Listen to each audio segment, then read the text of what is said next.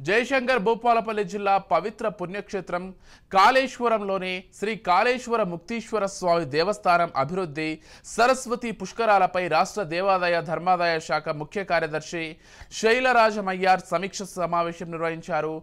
ఆలయ ఈవో కార్యాలయం హాల్లో దేవాదాయ శాఖ కమిషనర్ జిల్లా కలెక్టర్ రాహుల్ శర్మతో సమీక్షా సమావేశం నిర్వహించారు. కాళేశ్వర క్షేత్రంలో భక్తుల సౌకర్యాల కోసం నిర్మిస్తున్న భవన నిర్మాణ పనుల గురించి వివరాలను ముఖ్య కార్యదర్శి శైలజారామయ్యర్ అడిగి తెలుసుకున్నారు. వచ్చే సంవత్సరం మార్చిలో జరిగే సరస్వతి పుష్కరాల నిర్వహణ ఏర్పాట్లపై మాస్టర్ ప్లాన్ రూపకల్పనకు అధికారులతో చర్చించారు.